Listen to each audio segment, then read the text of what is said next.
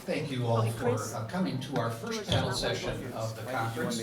As you can see, the title is Picking Up the Pieces, What Anti-War Activists Did Right and What Went Wrong, Lessons for Leaders of Today's Social Movements. It's my great pleasure to introduce you to the chair and moderator of this panel session, my esteemed colleague, Dr. Elizabeth Agnew, who's Associate Professor of Religious Studies here at Ball State. She generously has given up her time to help put together this panel with a focus on if you look at the slogan of the conference, the reuniting. Well, that was part of what we did with the reunion last night, and most of the alums that came back from the late 60s, early 70s have continued on today. The remembering part, well, this is the bridge between what happened then and what's important for us to retain from that to pass on to people today. And the rekindle part, the idea here was that the Vietnam Moratorium Committee lit a memorial flame that was the heart of their hearth, of their movement 50 years ago.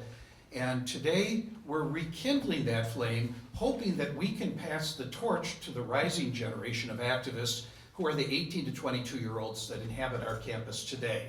So without further ado, I'd like to turn over the podium to Elizabeth Agnew. She will then introduce the members of the panel. Thank you so much.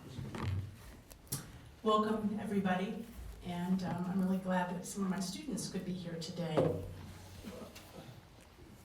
So what I'd like to do is to briefly introduce our panelists. And I'm aware that this panel runs till 11:20, and many students may need to leave for class at 10:50. So we've set this up in a way that our panel can share some of their ideas, and then there will be a break for Q&A, and then we will come back to the panel and kind of dig a little bit deeper. But during that break, students who need to leave can in fact leave. So this has really been my pleasure to work with this panel, not least because each of the individuals here are people that I am either currently working with or have worked with in various capacities on Ball State's campus. So let me introduce them to you, nearest to me and then furthest away. So here we have Dr. George Wolfe. He's an emeritus professor of music and a former director of the Ball State University Center for Peace and Conflict Studies. He is a prolific author and has dedicated a lot of time to reflecting on and writing about issues around nonviolence. Next to him is Christine Satory. She's on the faculty in the School of Art here and is a lifelong art educator and artist activist. And by her is Markie Oliver. Markie is a former colleague of mine in religious studies, and she is still here in Muncie, is a social activist based locally here with the Third Order of the Society of St. Francis, which is an Episcopal lay religious order. To my far right is Dr. Sarah Vitale. Our department has been greatly fortunate that Sarah joined us, I think 4 or 5 years ago. 5 years ago, time flies. She is an assistant professor of philosophy in our department, and she also is very involved locally with the group Muncie Resists. So this is what I've asked the individuals to do. I've asked them each to take initially 5 or 6 minutes and to do 3 things in that. First, I wanted them to tell a little bit of their own story.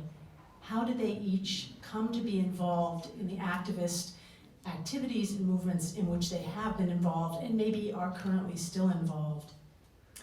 And since we're talking about what went right and what went wrong, together we talked about this, and people were a little concerned about that kind of dichotomy.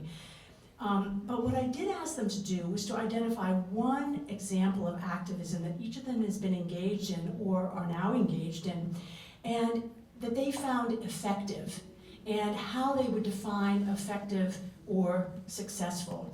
And for those who actually were living during and active during the Vietnam War period, I encourage them to think about that in terms of those times. In turn, I've asked them then to think about one thing, not so much that went wrong, but one challenge that they wrestled with then or wrestle with now.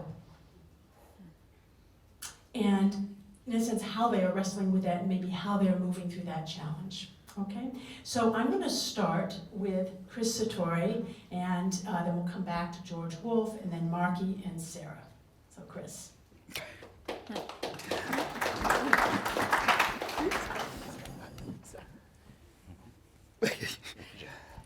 So we're doing this kind of by relative age, and it was dating back to the Vietnam War, but we have a little bit of a shuffle up. We have a little bit of shuffle up. Age is deferred to other experiences. Oh no, maybe They not. wanted to go by age. Yes. But for me, it's always ladies first. Okay, there we go. And for me, it's always my elders. Go ahead. Please. Well, it was hard for me to prepare for this and contemplate about this because it brought back a lot of things in my life that were repressed. This area, age of the 60s, I graduated from high school in 1966. I was pretty much oblivious to what was going on politically. Then when I went to college, went through an awakening. We had at Mansfield University, that downtown, there was a coffee house that opened up, and the coffee house was for students to go to, and we would hear and discuss issues related to the war, to nuclear proliferation and disarmament, and various issues of the day that were important. There was well, I had friends that then began to come home from Vietnam, but they were no longer alive. They had gotten killed in Vietnam. They were high school friends. They had been drafted and so forth. I had a friend who decided to resist the draft and go to Canada. I had a friend who resisted the draft in a way that he fasted. He lost weight to the point where he would fail his military exams so he could be drafted. And that person was, well, I met him when I was in grad school at Indiana University in 1970. And I just saw him, lose weight and become more and more sickly and taking vitamins and so forth to try to keep himself healthy enough so he could still go to class. Eventually he succeeded, he failed the exam. But, so there was a lot of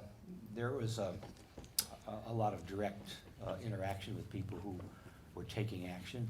And we're all, I guess, mostly spurred into action when something touches us directly. And for me, of course, it was the draft. The draft was a threat that that I had to deal with. What happened during this time period were three injustices, three types of injustice which converged. One was racial inequality, the other was the draft, and the other was the voting age, being 21. People were drafted that couldn't vote. Of course, we're going to fight and die in Vietnam that weren't able to vote because they were underage. All those three issues converged because it found out that the draft, for example, was discriminatory in the sense that people who could get a deferment were white privileged people like me who could afford to go to college. More and more African Americans were the ones that were going to be drafted, and so that kind of racial inequality interfaced with the issue of the draft, and then likewise interfaced with the issue of the voting age. And a lot of success, we could say there was success in the sense that those things changed. The draft eventually was ended, and the voting age was lowered to 18, but it took to the 1970s, 71, I think, the voting age amendment was approved by Congress. In 73, the draft ended. But it took time for that to happen, so a lot of injustice occurred in the meantime. In the 1990s, I got a grant to go to India to study Hindustani music, but I became very interested in Mahatma Gandhi's struggles in India, and he made this one statement that we needed to call public attention to injustice, and that the purpose of activism and nonviolence was to call public attention to injustice. And so a lot of the way I look at the protests and so forth that took place during the Vietnam era was this effort to call public attention to these three issues of injustice which converged and gave a lot of strength to the anti-war movement. More recently, I've become involved in the Green Party, focusing on the environment and so forth, and I'm very active in going to Indianapolis and talking to senators and so forth about issues related to the environment and issues related to equalizing ballot access so that Green Party candidates can get on the ballot throughout the state. And intermittently during the 1980s, nuclear disarmament became a very important issue to me. So that's sort of a quick summary of my background. Thank you. I was in high school and looked up to George and the generation who were the ones, and I'm sorry, this is still very emotional for me. So I'm good, and for a lot of reasons, because all of us were very aware of what was happening in the country. There were so many things that were going wrong, and so many people on so many issues that were speaking up, and they inspired me. Your generation inspired me, and I started my first protest in 7th grade in a Catholic school because of what I was seeing of people. And in high school then, I come from a working class background, and it was my friends' brothers and my brother. We were terrified because we knew when they graduated from high school that they wouldn't have a choice but to go because of the draft. And all of this awareness was, well, we felt pretty helpless. So to have people a little older than us showing us the way, standing up and protesting, gave us the courage. But after Kent State, I know personally, I was really angry. And I have to say, I'm here today to pay honor to some advocates, peace advocates and activists that I had a personal mentoring by as an angry college student. Bing Davis, who is a Pan-African American artist, and Joseph Cox III, both were the first African American men that were employed in the School of Art in Miami of Ohio. And for whatever reason, they took me under their wing.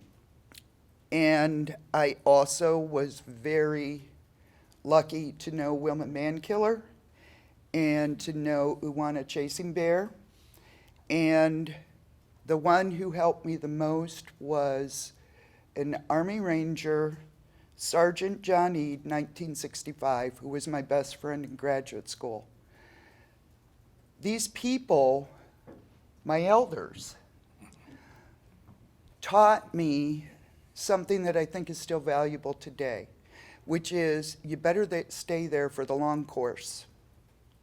You have to develop your convictions. And I call myself a peace advocate because even in spite of the hair, I like to be in the background. This is my armor for out in public. I worked in the Native American community for over 30 years, both here and out west. And they also taught me about activism, that it's individual. It's not just about, someone has to sound the alarm and be willing to play that part, but someone has to be in the background working with individuals one-on-one. And I have taken that energy not just from those lessons, but also understand it's a way you live life. It's not something you put on and take off at the end of the day. And it wouldn't have happened without my elder generation, which I honor very much, on teaching us that courage to stand for your convictions, even when that's really difficult.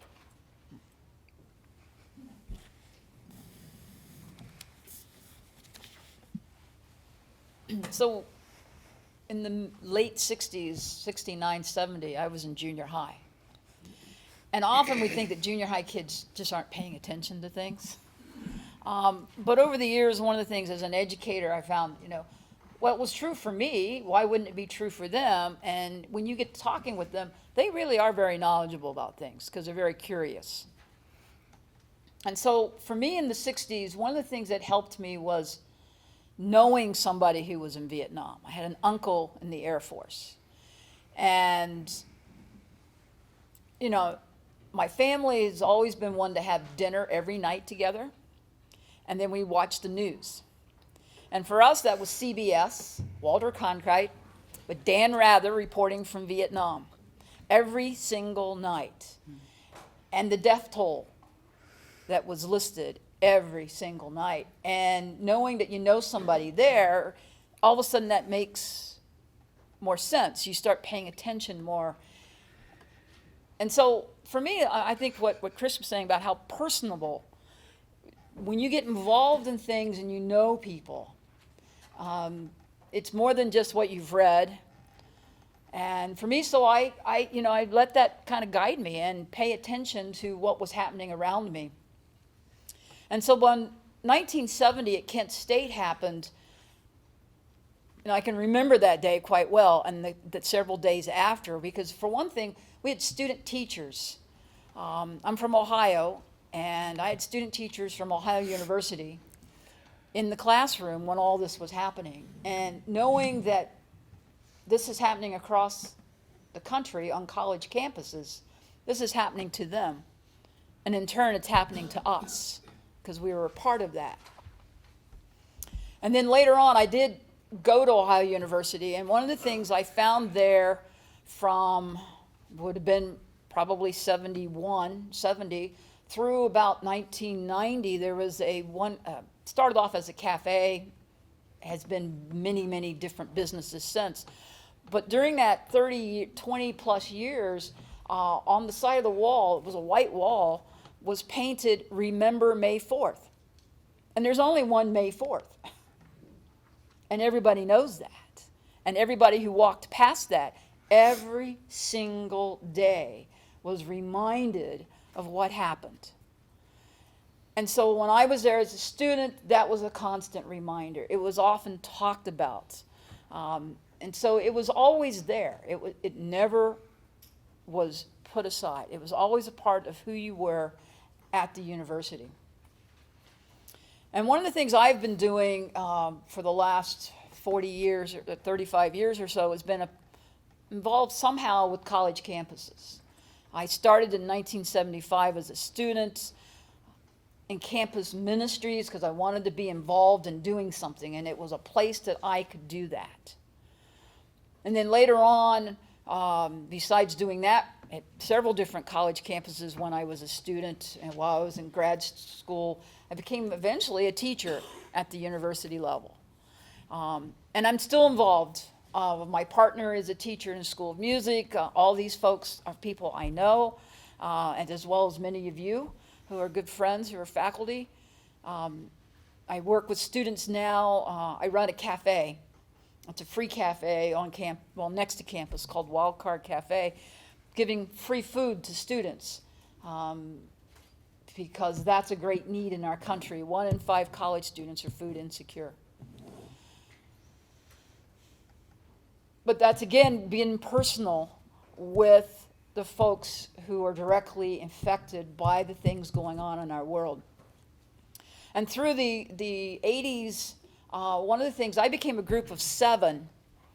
We were at Ashland University, and we had mentors from the 60s who were involved in trying to, for instance, shut down Washington, D.C. at the end of the 60s.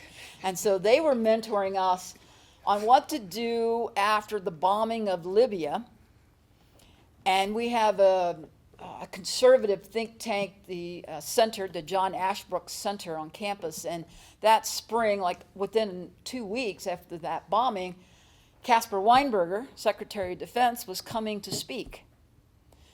And we decided we couldn't just not do anything. We had to do something about that.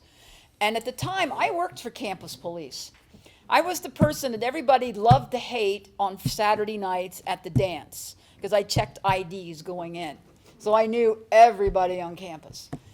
And so I decided, I'm going to go talk to the chief of police to find out exactly where can we be and what would be acceptable.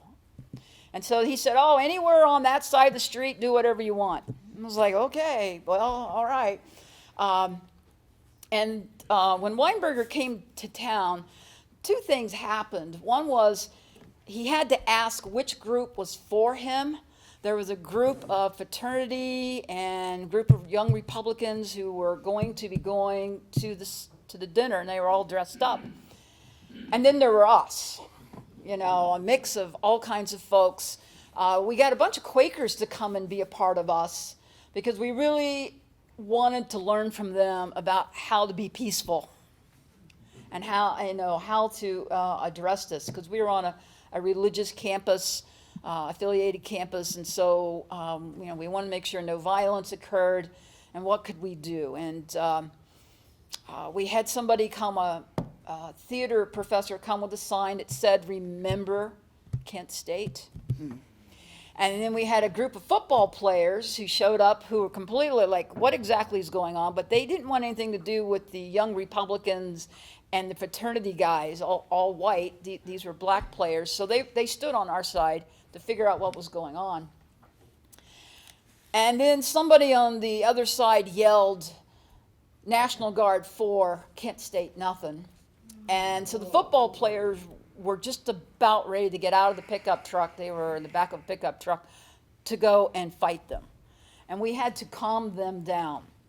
And so this was a kind of, we didn't expect this kind of thing to happen. But when Weinberger had to ask which group was for him, it was quite impressive that he couldn't figure that out. And the Secret Service was there, and FBI, and they were taking photos. And one of the fraternity guys had showed up wearing a flag, and we all recognized that it was the flag that had been stolen on campus. And the Secret Service was waiting for that flag to touch the ground because they were going to pounce on those guys and arrest them. That would have made really good news. Because one of the things that we learned from our mentors who were there in the 60s was you need to document everything. And you need to have the media there. And we did. We blitzed every print and broadcast media in the area, and they were there. And so that would have just been horrible publicity for Weinberger and the administration at the time. They had that happen. And so it's personal, it becomes a part of who you are. And for me as an activist now, I'm interested in poverty. I'm interested still in young people because everything starts here. All the great movements have always started with young people. And so that's what I feel my calling is to encourage these young people to do exactly what Mary said. Find something that you're passionate about and go for it. So I have a little bit of a different story because I'm not going to talk about Vietnam or the 60s. I wasn't there, and I don't have any memories of it. I don't know if you can hear me. But after working with Amnesty International a little bit in college, I didn't do much with activism. I was mostly an armchair academic leftist. I participated in academic leftist reading groups. I wrote a dissertation on Marx. I read a lot about vanguardism versus council communism, autonomism versus trade unionism. But I never quite knew how to find my way into activism. I never knew what entry point was the right one, where I was needed, where I could be useful, or what action was justified. I wanted to read more. I wanted to find a clearer answer. But then I found myself panicked by the election of Donald Trump. And I, like many other leftists and progressives in the United States, wanted at that moment just to find something to do. Because it was not just the election of Donald Trump. We were faced with the rise of right-wing populism across the world. We're faced with a worsening climate crisis. I was relieved then when a couple Ball State faculty members created an indivisible group here in Muncie called Muncie Resists. So if you don't know, Indivisible is a progressive movement that started in 2016 when Trump was elected as a response to that election. And it now has more than 5,000 affiliated groups across the country. And Muncie Resists is one of them, and it held its first public meeting in February 2017. So our mission at Muncie Resists is to work at the state and local level to encourage a more progressive and inclusive future for Indiana through civic engagement and by pressuring elected officials to listen to their constituents. We engage in 3 types of activities, broadly. We'll do more if we need to. But we host events on progressive issues, including town halls and teach-ins. We engage in direct action, and we engage in voter education. And when I was thinking about this panel, it's really difficult to measure success. If we measured success, for instance, by whether progressive policies have been enacted in Indiana or very progressive candidates have been elected to office, we might be constantly disappointed. But we know that the fight that we are in is a long haul, and we know that we need to learn how to be, we need to celebrate small wins, like good turnouts at events, or registering 10 new voters during a registration drive, like one we had in Whiteley a couple weeks ago. A win might be media coverage, such that our message gets out to more people. And while it remains difficult to measure success, there are 2 things that we at Muncie Resist are learning to do well, and those are voter education and teach-ins. For voter education, we've created these progressive candidate questionnaires for the primaries, which we give to all Democratic candidates and we as members make. So we ask questions that we think are of interest to progressive people. And we give them to all Democratic candidates and we share the responses on our websites, and then we invite the candidates to these meet and greets. We do this so voters can learn more about candidates during the primaries, a time when little information is typically shared. And we think that this effort that we're doing in Muncie is pretty unique to a city of this size, when people typically do not get to learn much about their candidates besides information on candidate websites. The teach-in technique, though, was developed during the Vietnam War protests. In 1965, 30 faculty called a strike at the University of Michigan for the institution's involvement in the war. Anthropologist Marshall Solins came up with the idea of the teach-in. He said, they say that we're neglecting our responsibilities as teachers. Let's show them how responsible we feel. Instead of teaching out, we'll teach in all night. The idea spread throughout the country, and 120 other teach-ins were held on other campuses. We've hosted 2 teach-ins, one called Real Choice, which was about crisis pregnancy centers and reproductive health, and another called another on the Green New Deal. And on both of these, we invite experts, including PhDs and activists, and we create resources and we get resources from these experts to share on our website, and we bring the experts into the room along with other members of the community to provide information for people so people can learn more about these important and complicated issues. These events are really well attended, and then we provide the resources and videos for people so they can continue to know more about it. A key challenge in our work has been keeping energy up and trying to inform people, hopefully, or encourage them to do political work instead of nonprofit work. And this is a difficult one, because I think often people think their time is better spent volunteering for nonprofits, and then they don't have the energy to advocate for more just policies that would obviate the need for these nonprofits in the first place. And so we're trying to call people to come to activism. And I think that the only way we can really do this is to persevere and to continue to communicate with people about progressive issues. All right, thank you so much. So I want to reintroduce our panelists for the sake of the live stream so that it's known who is who. So this is Dr. George Wolfe, Christine Satory, Markie Oliver, and Dr. Sarah Vitale. Thank you so much for sharing your comments. So I want to first, okay, we can start with head down, okay. I'd like to pause now and find out if we have questions, comments, reflections from the audience about this portion. And I'm told I try to practice as a teacher not to be bothered by uncomfortable silences. So I'll be quiet for a minute and people can think about if they have a question, and I may have some of my own. You guys also may, you're welcome to build on what each other Yeah, said. that's why I would like to say So we'll do that. Let me see if there are any questions. Yeah. Please will you come up to the microphone so that your question can be recorded for the live stream. I really appreciated this very much.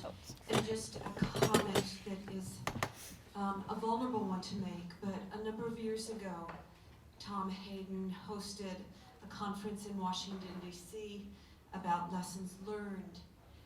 And on one particular panel, one of the men had been shot in Kent State, and he was an SDS activist and described himself as an action junkie.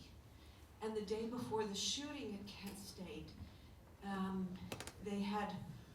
there was a demonstration in the commercial area right next to the campus. And he described there was a deliberate intention to have lots of beer at the demonstration to force people into the street and to initiate a riot. And went also described that the organizers felt justified to trash those businesses because those were the businesses that the students patronized. And it was really an appalling story to listen to, and appalling that he had no perspective on it. And clearly there's nothing that justified the shooting at Kent State, but I felt like it was an important object lesson about violence begetting violence, and the importance of being absolutely, unequivocally committed to nonviolent activism. Can I respond to that? Can I respond to that?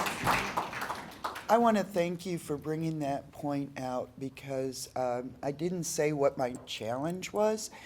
And I think the challenge is to be peaceful and to not ignite violence through violence, because when you're so emotionally attached to your convictions, it is very easy to justify that violent behavior, which I have never seen produce anything positive, because the other side will become reactionary.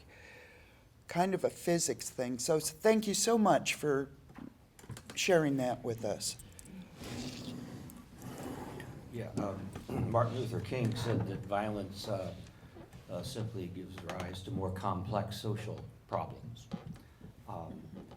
And so we always, it's important though to understand that nonviolence isn't something which is passive. Thank you. Yeah. Martin Luther King added the phrase resistance to nonviolence, nonviolence resistance. And Mahatma Gandhi eventually rejected the idea of nonviolent pacifism, or nonviolent activism is what we're interested in.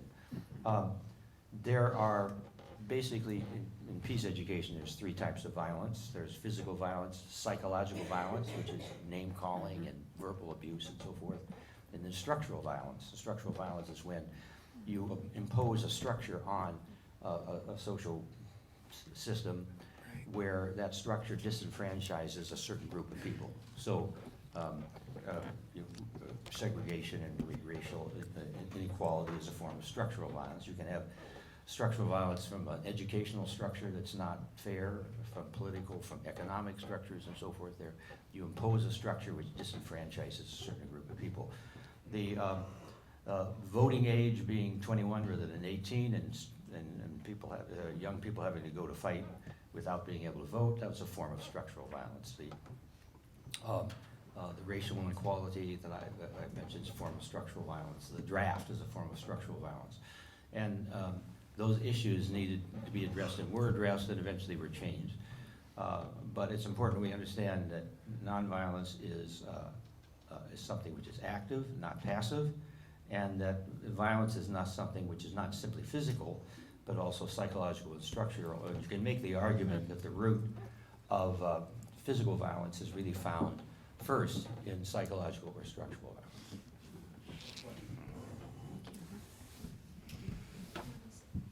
Steve? Sarah, I had never heard that said before about get involved in political activism rather than non-profit work that I guess might, I don't know, help people that are affected in various affected groups. It's an interesting idea. To the panel, you know, what we got right and what we got wrong.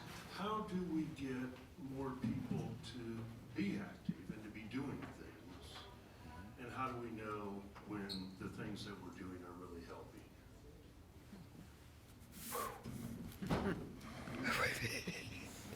So those are maybe, those are in some ways 2 separate questions Yeah. initially, because I think Sarah thoughtfully spoke to the point that often you don't know immediately, or kind of quantitative gauges might not be the most effective. But do you each want to share, or some of you want to share thoughts about getting people involved? Sarah, we might start with you. I'm just curious about Muncie Resists, in what way you've gotten community members and also students involved, and how you've thought about that. Well, to the point about nonprofits, I'm forgetting his name. He's Jackson Bartlett, new faculty member in honors, gave a good presentation last year about work in Detroit, and the kind of and he addressed this kind of problem with nonprofit work. I think that sometimes nonprofit work provides, or volunteering provides, a kind of immediate feel-good response for people, because it's addressing an immediate concern. But then we're taking up the work of, and this is maybe a little bit polemical, maybe, but we're taking up the work that should be being done by the state. And that has been offloaded onto these other organizations, and we're not going to change the way that these things operate if we're working 40, 50 hours a week, then we have the time with our family, etc. And we're just volunteering things that used to be done and paid for by our state. Instead of advocating and being activists politically for it to change. How do we get more people involved? Well, they get involved in moments like the Wales crisis, so the WSP event. So they get involved in moments of crisis in their community. And then at flashpoints like that, if there are groups kind of present, then they can see that those groups are present, and then they can often join in. And I think that's helpful to be there. And when something happens, like, we were there, we had an event, Markie said we need to have an event for the climate strike week. We had an event, people came for the climate strike, and then they'll come to Muncie Resist meetings after that because they know that we exist. So that's one way. One of the things I find to tag with that is those are, like she's saying, the crisis moments, that's sort of in the heat, and you do pull people there. And that particular demonstration that we had on the climate was actually happening during Muncie Central's homecoming parade. And so there was definitely some connections there with students. But behind the scenes kind of thing that Chris talks about is building relationships. Thank you. And that's not just with individuals, it's also with organizations. It sometimes takes a long time to earn the respect to be listened to, but also to realize that we do have some things in common, though we may disagree on some things. But if we can come to a table, an open table, that you are reaching all. You're reaching out to anyone who will give you the opportunity to either for you to be heard or for something that you can do together. I mean, there are people who came to the event that we had at Muncie Central, in regards to this polluter that wanted to come to our town. There were people there of different political persuasions and different religious persuasions and just different people all over the community saying, this is something we do agree on. We don't want this here. And when you're able to then connect with people who may not agree with you on other things, you can begin to build a relationship. And we hope that through information and through experience, there may be change then, that they become allies. And that's that behind the work scenes that's not very glorified, but it's something you have to do every single day. And I think that's one of the things that we can say that we learned from the 60s, was how important that was, and finding other groups to connect with and build those relationships. Can I want to read a quote first. To be an activist is to speak. To be an advocate is to listen. Society can't move forward without either. And this is from an 18-year-old advocate and activist, Eva Lewis. And Really? Attention, this is a test of the It's not a real thank you.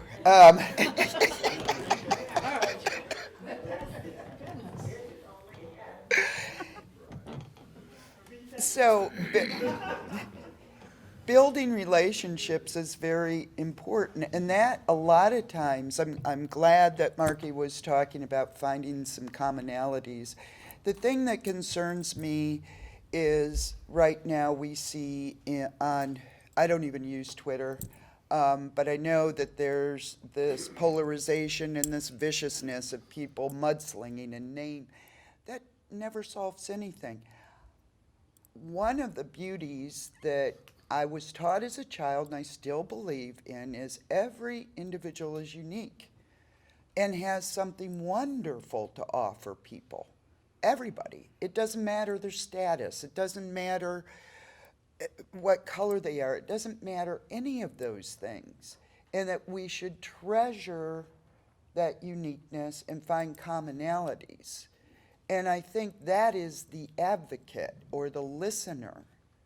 And I think when you build consensus with people, the first job to do is to listen to them, not talk at them. And I think a lot of times activists get so busy talking, they forget to listen.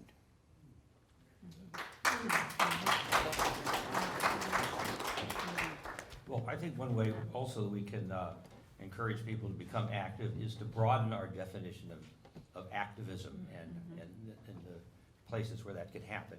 I'm a musician, and so people might say, well, what in the world can a musician do? I mean, I'm not a political scientist, I'm not an economist, what can I contribute? Well, the arts have played a tremendous role in calling public attention to injustice through all sorts of medium. Most recently, I I was approached by a pianist, graduate of Cincinnati Conservatory, who's from Israel, and she had developed wanted to develop a program of music by composers that had been killed in the Holocaust. And a couple of the pieces were for saxophone, and I'm a saxophonist, so she wanted me to learn these pieces and play and be a part of the program. At first I was reluctant because, I have to learn this new music, I'm retired, hey, I'm lazy. But I realized this would be an opportunity to use this as a way to speak out against the current situation of rise of white nationalism and neo-Nazism. And so we put together this program. We've performed it now four times, I believe. Once was at the Hebrew Academy in Indianapolis. Once was at Ball State.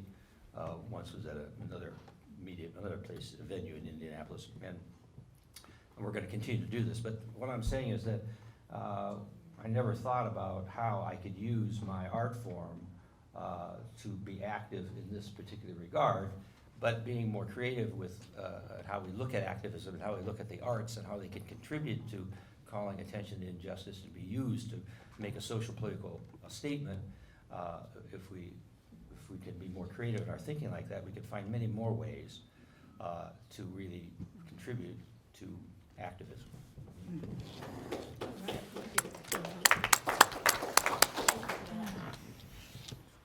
Other questions? Yeah, please come forward, thanks.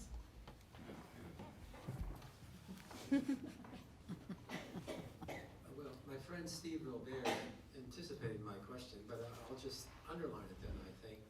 And with a special thank you to Sarah for enunciating that point, which strikes me as sort of new. I'm talking about the distinction between political activism versus, nonprofit work, volunteering. I mean, I look at my own experience, and there's some, I think, folks I know. I mean, their commitment has been mostly, of the nonprofit nature. And at the risk of sounding condescending, I would say, doesn't it take a bit more courage? Doesn't it take a bit more risk, to do the former, the political activism? My chief cause these days is in the environment, and I actually get tired of all the talk about resilience, I mean, it's important because, we have to live through these coming difficult conditions, to put it mildly, but I keep on thinking of Benjamin Franklin, an ounce of prevention is worth a pound of cure, so if you could just, thanks again, but if you could expand upon that some more, I think it'd be great. Thank you. Thanks, Wayne. I think that, Mary, what you were saying earlier today when you were talking about Greta Thunberg's call to everyone not to be hopeful, that she doesn't need our hope. She needs us to be freaked out because this is horrifying. And I think that is part of what you're saying, Wayne, that almost when we're doing a certain type of work, we're almost acting like things are the status quo. And when we engage in political activism, we are changing. We're acting like it's an emergency because it is. And I think that often people are often, though, are afraid to do political activism because they say, well, then people will see me as a certain way and it could hurt my job, or if they see if I have this kind of sign in my yard, or if I put this on Facebook, it could be alienating, or, and I think that, but to build a broad coalition, we need people to take risks. And know that in the broad coalition, there is support and comfort and solidarity. And of course, in that broad coalition, like Markie says, there are going to be people who, there are differences. But what matters more are the commonalities, and that people are kind of struggling towards a similar goal, which is an end to oppression and an end to the kind of oppressive factors that keep us beholden to the climate crisis, because it's not, the climate crisis is due to oppressive factors, is due to market, to things that are preventable, that we can take action, that people can take action against. Yeah, thank you. So one of the things, Elizabeth mentioned is that I'm a part of a Franciscan order. And one of the things I look at those Franciscan orders that are, older, and we call them the older siblings, how many of them, and their influence on us is, this is a vocation that we're called to. And within that vocation, well, risk is one of the job qualifications, willing to risk things and participate and be a part of something.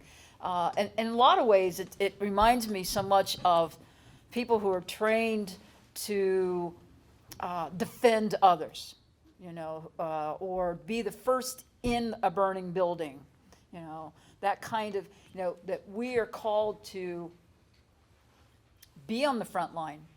And yet there are those, as Chris saying, need to be in the background, because it's a group, it's a community effort. And as a vocation, when you look at it that way, when I look at some of the people in my order who are participating in things at the border and finding all kinds of ways to support groups who are working at the border to welcome immigrants and to fight against the injustice there, or those who are working on fighting the death penalty. Almost every morning, I wake up to an email from a man in Arkansas. His name is Sam. He's in my order, and it always starts, "This morning."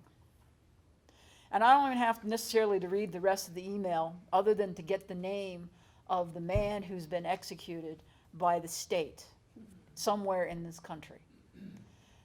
And that's most mornings during the week. It's amazing the number of death penalty that are being carried out in this country. And to know that there are people who are fighting that, and how hard that work is, or fighting against poverty and not getting caught up in charity, but wanting to change the structures that causes poverty. That is violence. Gandhi made a very big point about that poverty is violence. And so structural changes have to occur. And a lot of folks that I know are taking such risks to fight just poverty in their community.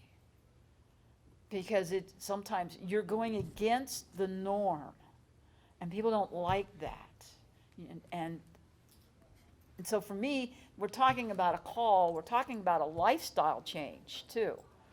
And that's calling all of us to be something sometimes we never thought we could be, and to put ourselves out into a situation where there is a lot of risks, but worth it.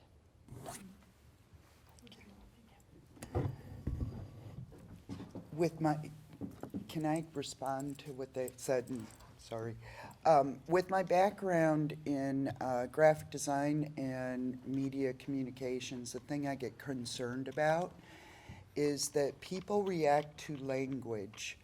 And so when we're talking, and you're saying there's a crisis, I know one thing that's going on, if we keep ramping up the rhetoric, then people never know how to move forward because they're so afraid. Mm-hmm. So while I believe in what you're saying is that there's an urgency to these issues, the thing that I'm seeing nationally is that people are getting very, very fatigued from this hyperbole and the language that is saying everything is a crisis. Because at the basis, we are all human beings, and we need direction, we need action, somebody to tell us what do we do with this information. And so I think one of the things that is a lesson from the 60s and actually is something that I focus on when I'm teaching my students in graphic design, is that here's how you can take action. And being very careful with the rhetoric of panic, because that rhetoric can stop a movement. I've been watching the backlash. The more we talk about this being such a crisis, the backlash is more about, no, it's not, you're being hysterical. Well, now we're in subjective things. Now we're in who's right, who's wrong. Now we're in stereotypes. Now we're in us against them.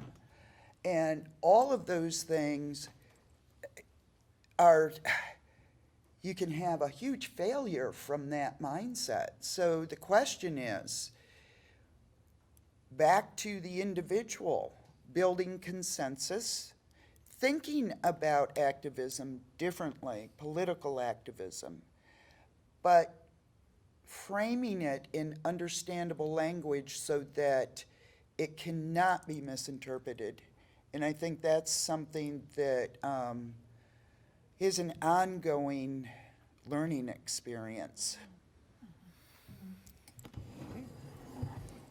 This area of taking risks, idea of taking risks, brings to mind why it is so important that we have tenure and academic freedom for faculty at universities, where we can speak out on issues of injustice and not have the fear of being punished in some way, losing our jobs and so forth.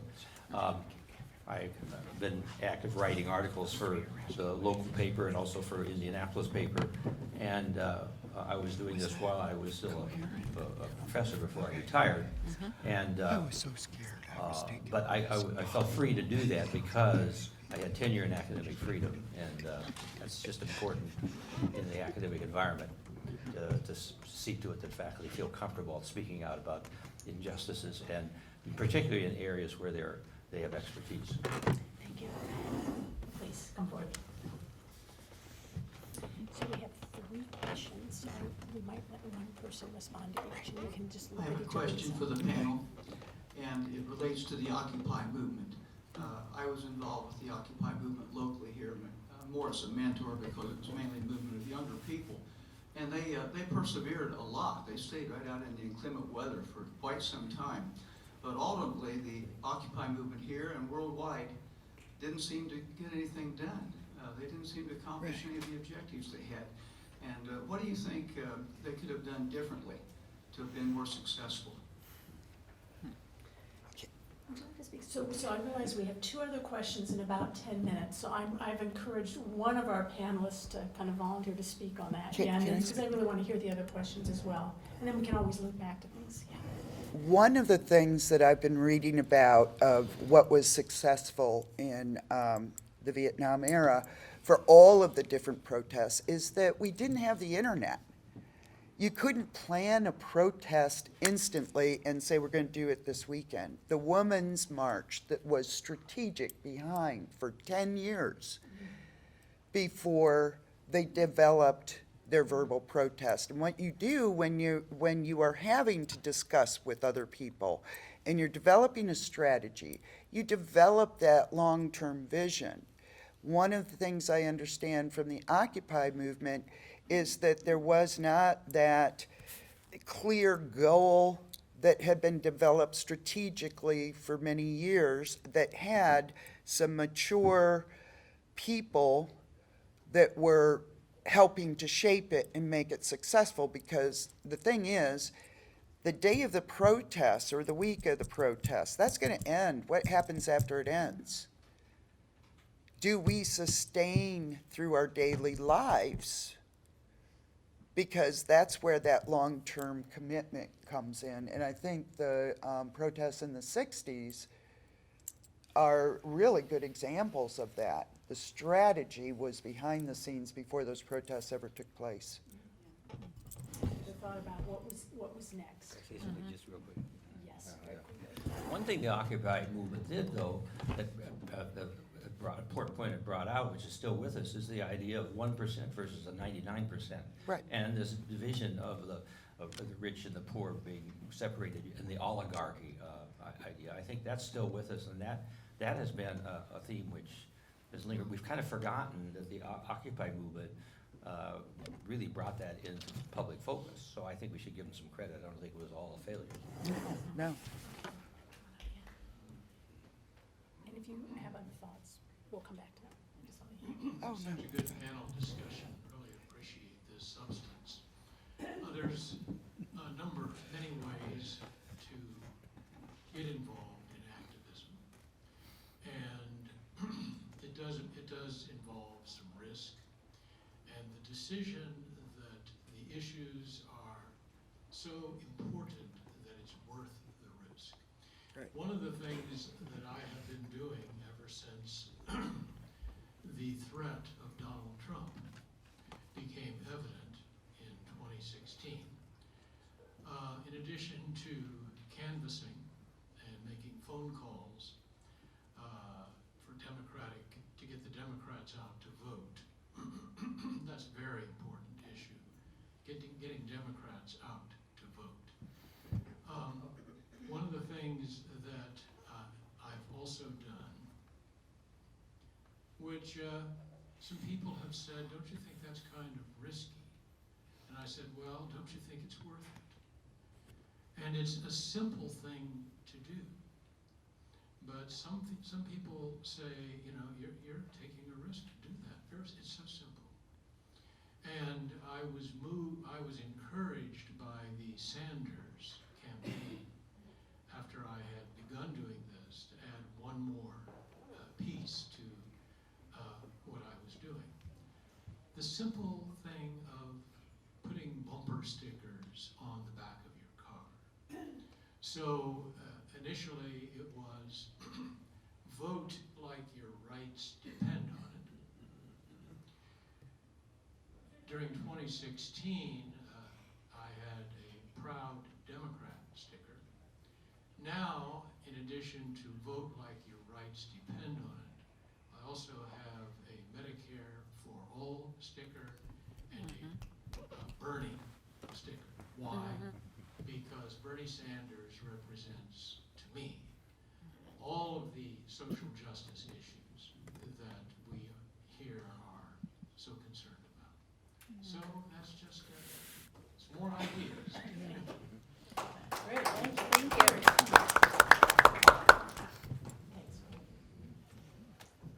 Good morning. Like others have said, I'm kind of inspired by what's been shared thus far. What I might be stating at this point could be very unpopular in the room. I think there's an elephant in this room that hasn't been talked about yet. I'd like to thank our vets in this room. Thank you. For their engagement, both in the war and after the war. And I'd like to acknowledge their role in what's evolved since then in terms of bringing awareness and recognition to all of us of the atrocities that they experienced. And I was hoping one of you could maybe talk about how come it hasn't been, how come they haven't been thanked until this point. Go ahead. Can I say something? Go ahead. Larry, thank you for reminding me. I talked about Army Ranger Sergeant John Eade, 1965, Vietnam. He taught me the biggest lesson of my life, and it's one I try to follow, and it's why I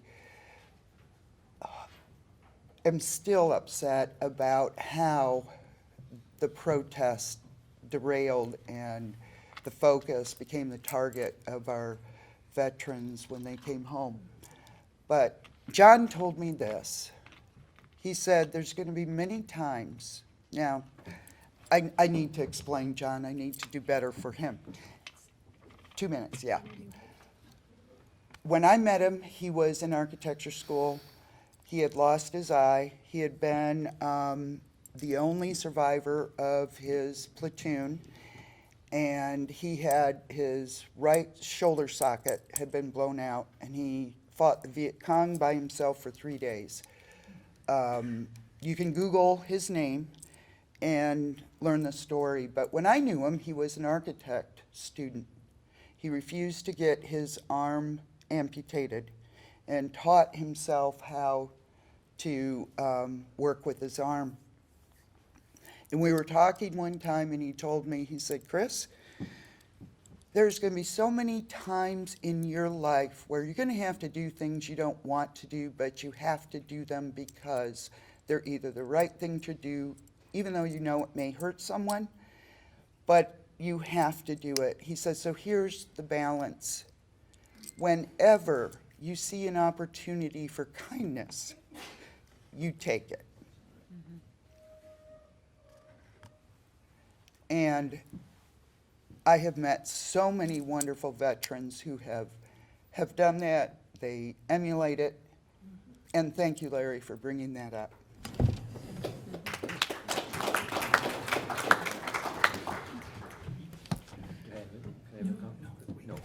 I want to thank the panelists again, and fortunately there's more time to continue these lines of discussion with other panelists, and I think some of these people will be back later today. Thank you to all of you for being here and also for your questions, and I appreciate the final note also that it may seem simple, and yet sometimes this is the hardest thing, and I know also speaking of Gandhi that he was very committed to this notion of genuine regard for people that you saw as your opponents. And I think that that's kindness in some ways. That may not have been his word, but I think that is important. Thank you again, and I'm going to turn this over to Michael. I think we have a short break, and then we'll recommence. Thank you. Round of applause for the panel.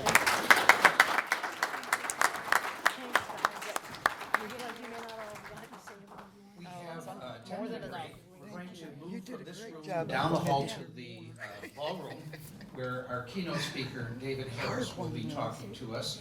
As you walk into the room, we're going to stream a trailer for a new film that David is featured in that talks about the resistance and the draft resistance movement during the Vietnam War era. So that will be playing while we're waiting to begin promptly at 11:30. Thank you.